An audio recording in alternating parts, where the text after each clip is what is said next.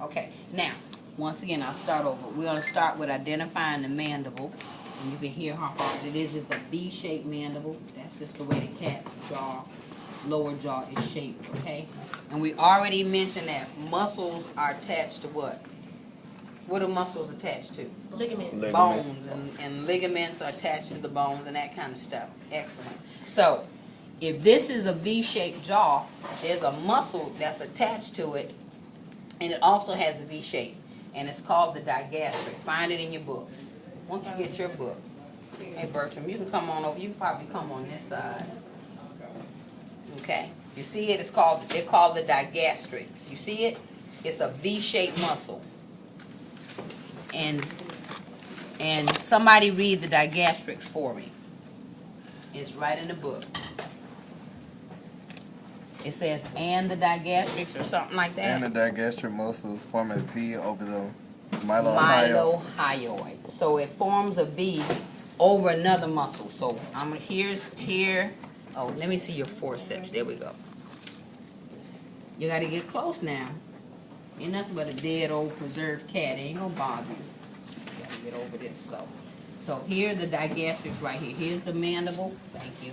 Here's one digastric muscle there. And here's the other one. See how it forms a V? That's the V. You see it? You see it? Can you see from that end? So this would be this one? That's the digastric right there. And I want to toot in your face now because I'm over here. So this is the that's the digastric. There's one there, and there's one there. Okay? I didn't know who was behind me. Lord, Jesus, Lord. Oh, Father. Hooting over in this place. Okay. Now, so there's the digastric. Read it again for us. And the digastric forms a mylohyoid muscle. It forms a V over the mylohyoid muscle. So this is the digastric. It's one on each side of the mandible. And the mylohyoid is the muscle just underneath it. There it is right there. That's the mylohyoid. You see it? It's the mylohyoid. There it is right there in your book. Mylohyoid. Underneath, there it is. Somebody cut it. Some little knucklehead cut it. But there's the mylohyoid. You see it? Mm-hmm. Okay. Somebody read the mylohyoid. What's the description about the mylohyoid? The mylohyoid muscle parallels the bottom aspect of the chin. So the mylohyoid comes up and it inserts to the chin, and the digastric attaches to the mandible. Okay? So there's the mylohyoid, and there is the mylohyoid here.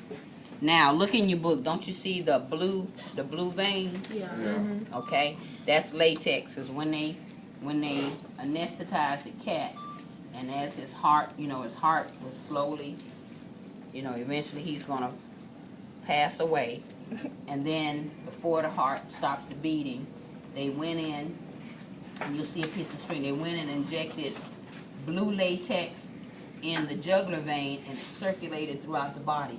So that's why all of the veins are like rubber. If you touch them, they're like hard rubber. See right here? It's hard rubber. And then they went into the carotid artery, and they injected red latex, and it circulated throughout the arterial system. And that's why everywhere you see red little tiny vessels. That's all plastic now.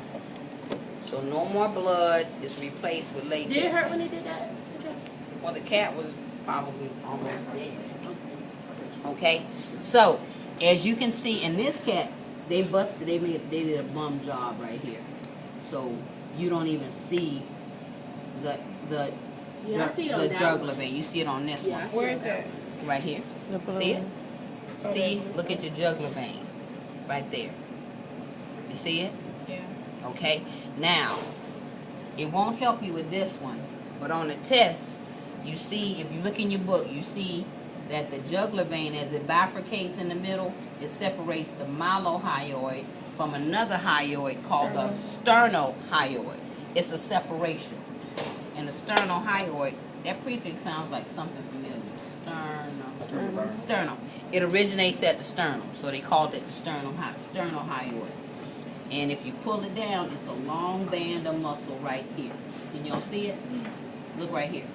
It's long. That's the sternohyoid.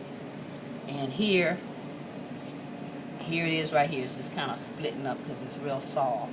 Here's the sternohyoid. It's split in the middle, but these two muscles right here together. That's the sternohyoid. You go above this, the jugular vein, and you have the what? Mylohyoid. Sternohyoid, mylohyoid, and what's over the mylohyoid? The The digastric. digastric muscle, right? Okay. Now, just lateral to the sternohyoid is another muscle that originates from the sternum, and it also forms a V, and it's called the sternomastoid. It covers the distal end of the sternohyoid. Here's your sternomastoid muscles right here. On each side, it goes there, it goes up just like that, it goes like this. It's called the sternomastoid, and it comes from right there, from the sternum, right here, on both sides, the sternomastoid. So when you go lateral of the sternohyoid, you come to the sternomastoid. So when you peel that back like that, there's the sternohyoid. Sternomastoid, and the sternohyoid muscle. And that's when you open it? Mm-hmm. Yeah. So normally we close, but we dissected already. Okay. Now, lateral to the sternomastoid is another big muscle called the clavotrapezius. You see it? Now, it's kind of big. And it's on each side of the neck. So it's just lateral to, it's on this side. It runs right here. Here's the sternomastoid, and just lateral to the sternomastoid is the clavotrapezius. It's a trap muscle. Okay? Where's the actual muscle? Right here. He's so heavy. Here it is right here. My phone might fall. That big muscle. Clavotrapezius. This is an Evo, not an iPhone. Sternomastoid. Oh, Okay? Here it is. Yes. Yes. Just like the real cat with all the pins in it. I'll ask you what muscle is this. Here it is. Clavotrapezius. You see it? Clavotrapezius, and then the sternomastoid. Okay? Got it? Now, the only one that's left is the big cheek muscle. It's called the masseter. Somebody read the masseter. Masseter muscle which flanks. Oh, I just said it. Although it is not one of the neck muscles, you can identify the fleshy masseter muscle which flanks the digastric muscle laterally. Okay, so here we go. We follow, here's the big fleshy cheek muscle. Now remember, we got the same muscle. We just looking at it in the cat. We're not allowed to, of course, to look at the human cadaver. So, here is the cheek muscles, big fleshy muscle. If you get a chance, you can kind of feel it. Ours is in our jaw, same place. That's the cat's jaw. And it says flank means you kind of move. So as you flank the digastric muscles laterally, you come to a fleshy masseter muscle. Here it is. It's the masseter. Yes, you flank the digastric muscles laterally. You have the masseter. That's the big. See, you can feel it. It's all in his jaw. It's huge. We just can't. We have to keep cutting away skin. I don't like to keep cutting off the skin. Okay, so let's go ahead and review. We ready? Ready for the review? Okay. Do it at the same time. Somebody hold that. Here. We're not scared. Come on. Okay, what muscle is this? Clavotrapezius. Go to medial. Sternomastoid.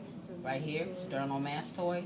We work our way on the inside. We have this long band of muscle here called the sternohyoid. We go above the bifurcation of the jugular vein, and we have the mylohyoid just lying over. It forms a V shape. It's called the digastric muscles. And flanking laterally from the digastric, we have the masseter muscle, or the what? cheek muscle. Very good. So either one would be an answer. We could put cheeks or muscle or last. You wanted to say masseter. You can say parentheses or cheek muscle. Okay. Now, we're going to move on to, let's flip the page over. Ooh. Got your book with Tim. I'm sorry. Somebody get some paper towel. My hands get real wet. Okay. Now we're going to do the thorax muscles.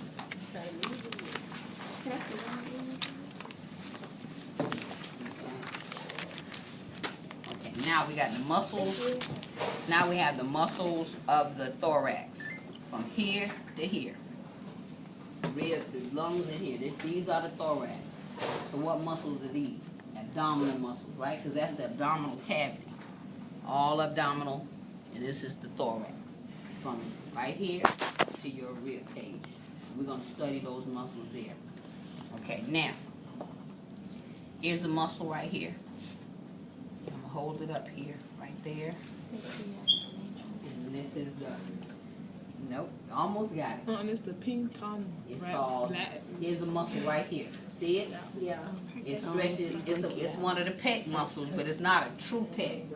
But it's Is a it muscle pectoralis minor? that, it's the muscle that it originates at the sternum and it inserts in the brachialis, and it's called the pecto antebrachialis. Somebody read the description of the pecto antebrachialis. Pecto antebrachialis. Somebody find it and read it. It's the first flap. Is a thin strap-like muscle about 1.3 centimeters wide, lying over the pectoralis. Pectoralis major. There it is. See how it's described? That's why muscles tend to be easier. It's the thin strap-like muscle, right? About 1.3 centimeters wide. It's that one, not This one whole, no, this, I'm touching it. Thin, strap-like muscle, about 1.3 centimeters wide. And just underneath it is what? The pectoralis major.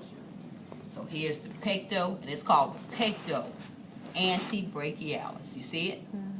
And just underneath it is the first one called the pectoralis major. And that's it right there. That's the major. Right there. Underneath the pecto antebrachialis is the pectoralis major. Okay. Right underneath it, right there. Okay? Now, when those old men identified these muscles, they didn't care about the size. They just said, this is the top one, we're going to call it the major. Because guess what? The minor is bigger than the major. Look at this. Here's the pectoralis minor. It's a big band. There it is, right there. Both of them? It goes from here to there. Yeah, it splits. It's so big it begins to split. That's the pectoralis minor, right there. Here's the minor. Here's the pectoralis minor, right here. It goes from here. It goes from here to here. That's the pectoralis minor, the pecto antebrachialis, and the pectoralis major. They just said, since this was lower, they called it minor. Got it? Where's the major? Oh, so the major is The major is underneath. The major is here. See? The major is there, and this is the minor, and this is the pecto antebrachialis, because it says that the major lies underneath this. Got it? Minor, major, pecto antebrachialis. Got it? Now there's one more muscle, and somebody, a little knucklehead one more time, went and cut this muscle because it used to be there. So we got to move over here. And it's called the xiphy. You see it? It's the bottom. It's not a pec muscle, but it's the last thoracic muscle. It's called the xiphy humerales. You see it? X-I-P-H-I. So xiphy sounds familiar. This one right here. This one sounds, what does xiphy sounds real familiar. There's not many. Xiphoid? Xiphoid process. The xiphoid process is right at the tip of the sternum. And this muscle adopted its name from two bones. The xiphoid process, and this muscle inserts into the head of the humerus. Therefore, they called it the xiphy humeralis.